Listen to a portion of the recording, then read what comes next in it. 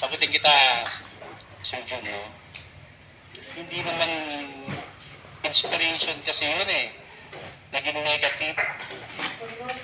Naging negative po yung resulta. Kaya yan nga, nakakatakot ang Sokbet. Eh, syempre, galing sila sa wala, sino po ang... Sino naman po ang bakit hindi? Pakita po rin, ma-inspire yung iba. Di ba?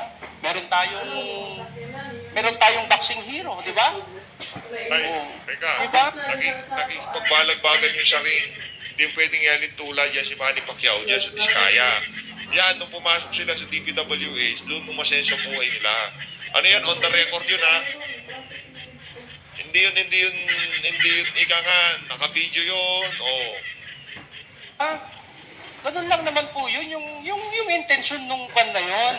Hindi naman po para, ini-inspire po yung taong bayan. Wow. Hindi po yung para, meron kami ito, wala ka. Hindi po ganun. So, sana sa mga kaibigan nating media rin, andun din yung sense of responsibility natin kung minsan. Pasensya na po kayo ha. Ganun din sa SOCMED. Ganun din sa SOCMED. Kasi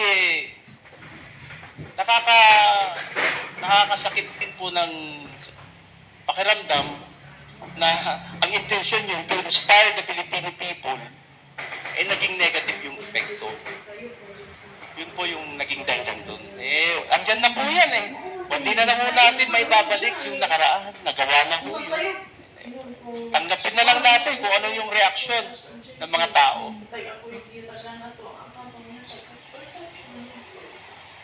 Masin ka butang. Nga ako magalit ang gitan di sa last. Ito na yung una, sa last po. Magtanong na kayo kasi sasara ko na po yung telepono po. Gusto ko tong legal counsel nila, Sara Diskaya, malupit ha. Ay, di naman po.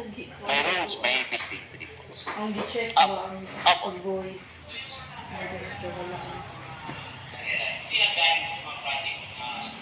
Ay, hindi po.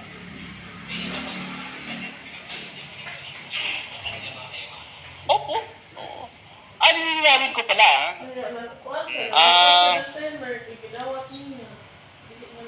yung sa siyam na company. Okay. May ganino kayo nakuan daga. Si ma'am, sa Alpha Omega lang siya. Nakapag-divest na siya. Hindi yan. Tigilan mo yan, Brad, ha? Tigilan mo yung divest buwisit na divest na yan. Magda-divest ka, ibibigay ko ipapangalan naman sa kapatid ng asawa mo. Divestment na yun. Kaya kayo, divest. Stylish salty ko nakuha nyo, ha? Nakapag-divest na po. Documented po yan. May dokumento po tayo sa...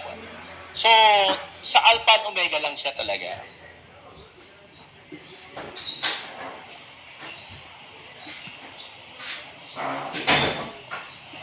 Oh, sir, meron pa. Oh, wala pa tayong... Oh, yes, sir.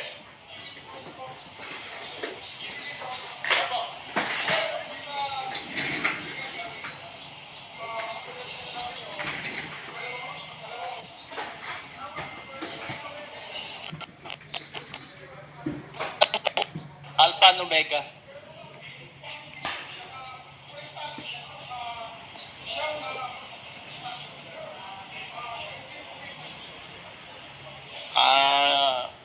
Hindi ko po baka naratel na si ma'am nun. Pero sa dokumento po, isa lang ang hawak niya. Nag-divest na po siya sa 8. Matagal na. Siguro na-pressure, di natin alam. Na natural reaction ng tao. Siyempre, ikaw ba naman ang nasa Senate? Di ba? Ikaw ang nasa Senate. Sige po.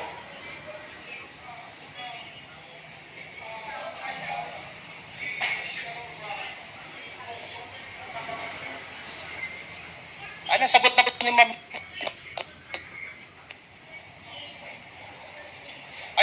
Ayoko po i-rephrase. Kung ano po yung nakarecord po sa TSN ng Senate, doon na po. Welcome. Kumusta? Nais kong ipaalam sa lahat na namamahagi ako ng mga produkto upang support. Welcome. Ito po, sa banda rito, wala na? Yes, sir.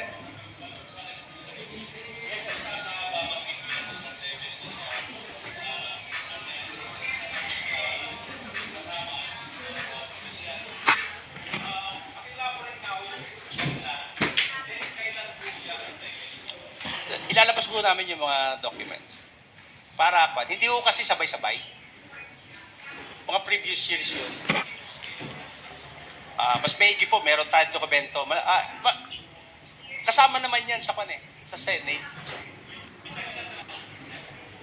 Dahilan?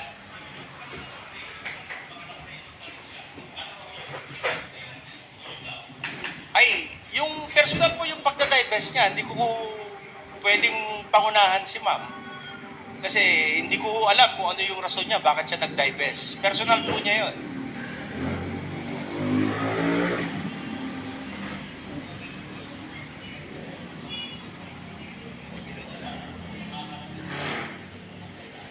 Oo naman, Sir Jun, hindi mo magtatago yan. Saka, pag nagtago ka, hahabulin ka rin ng batas.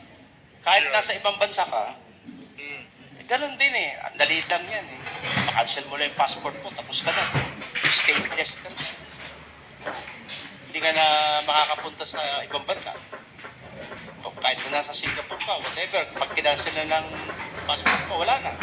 Saka pa, mako-corner ka rin.